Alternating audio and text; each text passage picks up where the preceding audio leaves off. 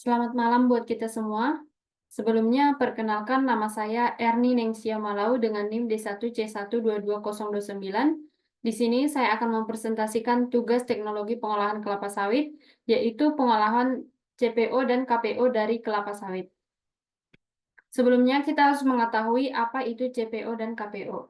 CPO atau crude palm oil, yaitu minyak sawit mentah yang diekstrak dari daging buah kelapa sawit. Warna kemerahan, kandungan asam lemak bebasnya tinggi. Penggunaannya, bahan baku minyak goreng, margarin, biodiesel, dan lain sebagainya. Sedangkan KPO, kernel palm oil, yaitu minyak inti sawit yang diekstrak dari inti atau biji kelapa sawit. Warna biji lebih jernih, komposisi asam lemak berbeda dengan CPO. Penggunaannya banyak digunakan dalam bahan baku industri oleokimia, kosmetik, deterjen, dan lain-lain. Untuk proses pengolahan CPO, tahapan utamanya yang pertama yaitu penerimaan buah. Penerimaan buah yaitu seleksi dan penimbangan tandan buah segar. Di sini dilakukan sortasi untuk memisahkan buah berkualitas dan tidak. Kemudian kapasitas pabrik kelapa sawit bervariasi. Contohnya ada yang 60 ton tandan buah segar per jam. Nah, setelah penerimaan buah tandan buah segar, kemudian masuk ke tahap sterilisasi, yaitu memasak tandan buah segar dengan uap bertekanan tinggi. Tujuannya menghentikan aktivitas enzim, melonggarkan buah dari tandan, dan suhu perebusannya yang digunakan 140 derajat Celcius dengan tekanan 3 bar, durasi waktunya 90 menit. Tahap ketiga yaitu ada perontokan, yaitu memisahkan buah dari tandang kosong atau tankos. Menggunakan mesin thresher atau drum berputar, tankos dimanfaatkan sebagai pupuk atau bahan bakar boiler. Nah, setelah dari perontokan, kita proses selanjutnya yaitu pelumatan dan pengadukan. Pelumatan dan pengadukan ini yaitu melumatkan buah menjadi bubur dan mengaduknya. Tujuannya yaitu memecah sel-sel minyak agar lebih mudah diekstrak dengan menggunakan suhu 90-95 derajat Celcius. Kemudian tahap selanjutnya yaitu pengepresan. Memeras bubur buah untuk mendapatkan minyak kasar atau crude oil, yaitu menggunakan screw press atau kempa ulir, dan ampas press atau vape dimanfaatkan sebagai bahan bakar boiler. Setelah dari pengepresan, masuk ke tahap pemurnian, yaitu memisahkan minyak dari kotoran dan air. Yaitu proses pengendapan, pencairan, dan sentrifugasi. Slug atau lumpur hasil pemurnian kemudian diolah menjadi pupuk. Nah, setelah dari tahap pemurnian, masuk ke dalam tahap pengeringan untuk mengurangi kadar air dalam minyak, yaitu menggunakan vacuum dryer. Target kadar air yaitu kurang dari 0,1%. Nah, setelah dari tahap pengeringan, masuk ke tahap penyimpanan, yaitu menyimpan CPO dalam tangki dengan suhu penyimpanan 50-55 derajat Celcius.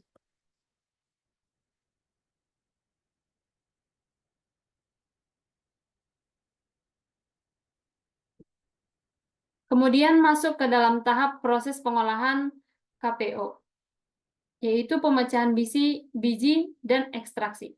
Nah, yang pertama yang dilakukan adalah pemecahan biji. Memecah cangkang biji sawit untuk mendapatkan inti sel atau kernel, yaitu menggunakan ripple mill atau cracking plant. Cangkang kemudian dimanfaatkan sebagai bahan bakar boiler. Setelah dari pemecahan biji, tahap kedua yaitu pemisahan inti, yaitu memisahkan inti dari cangkang menggunakan clay bed atau air flotation. Dari pemisahan inti masuk ke pengeringan inti, yaitu mengurangi kadar air dalam inti, yaitu menggunakan fluidized bed dryer dan target kadar airnya kurang dari 7%. Dari pengeringan kemudian masuk ke ekstraksi minyak inti, yaitu mengekstrak minyak dari inti sawit menggunakan screw press atau solvent extraction. Kemudian ampas inti atau kernel cake dimanfaatkan sebagai pakan ternak.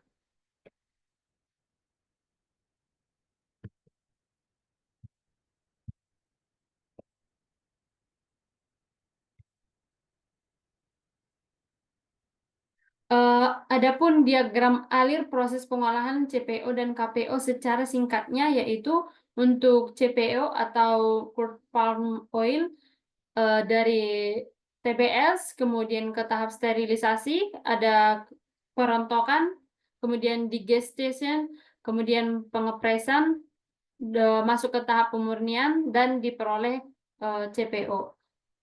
Untuk proses pengolahan KPO yaitu mulai dari biji sawit, pemecahan biji, pemisahan inti, masuk ke pengeringan inti, kemudian tahap ekstraksi minyak inti, dan diperoleh KPO. Nah, manfaat dan aplikasi CPO dan KPO. Untuk CPO yaitu manfaatnya sebagai minyak goreng. Kurang lebih dari 60% produksi CPO digunakan untuk sebagai minyak goreng. Kemudian CPO juga digunakan sebagai biodiesel, yaitu campuran solar nabati, mengurangi emisi gas rumah kaca. Kemudian digunakan dalam industri makanan, yaitu bahan baku margarin, shortening, dan lain sebagainya. Kemudian digunakan juga dalam industri oleokimia, yaitu sebagai bahan baku sabun atau deterjen. Kemudian untuk manfaat dan aplikasi KPO, yaitu digunakan dalam industri kosmetik sebagai bahan baku sabun, lotion, sampo, dan lain sebagainya. Kemudian digunakan juga dalam industri oleokimia sebagai bahan baku fatty acid, fatty alkohol, dan lain sebagainya. Kemudian digunakan juga dalam industri makanan, yaitu sebagai bahan baku coklat, es krim, dan lain sebagainya. Nah, tantangan dan peluang industri pengolahan sawit. Yang pertama kita bahas tantangan, yaitu isu keberlanjutan atau deforestasi emisi gas rumah kaca. Yang kedua, volatilitas harga CPO dan KPO di pasar global. Yang ketiga, peningkatan produktivitas TBS dan rendemen minyak. Yang keempat adalah pengolahan limbah PKS. Nah, untuk peluang industri pengolahan sawit yaitu yang pertama peningkatan permintaan CPO dan KPO secara global. Yang kedua, pengembangan produk hilir bernilai tambah tinggi, yaitu seperti oleokimia, biodiesel generasi baru. Yang ketiga, penerapan teknologi ramah lingkungan. Yang keempat, sertifikat keberlanjutan seperti RSPO atau ISPO dan lain sebagainya. Adapun kesimpulan dari presentasi saya di malam hari ini adalah pengolahan CPO dan KPO merupakan proses penting untuk menghasilkan produk bernilai ekonomi tinggi dari kelapa sawit. CPO adalah minyak sawit mentah yang diekstrak dari daging buah kelapa sawit, sedangkan KPO adalah minyak inti sawit yang diekstrak dari inti atau biji kelapa sawit. Inovasi dan keberlanjutan menjadi kunci untuk menghadapi tantangan dan manfaat peluang di industri ini. Investasi di teknologi pengolahan yang efisien dan ramah lingkungan sangat penting untuk masa depan industri sawit Indonesia. Demikian presentasi dari saya ucapkan terima kasih.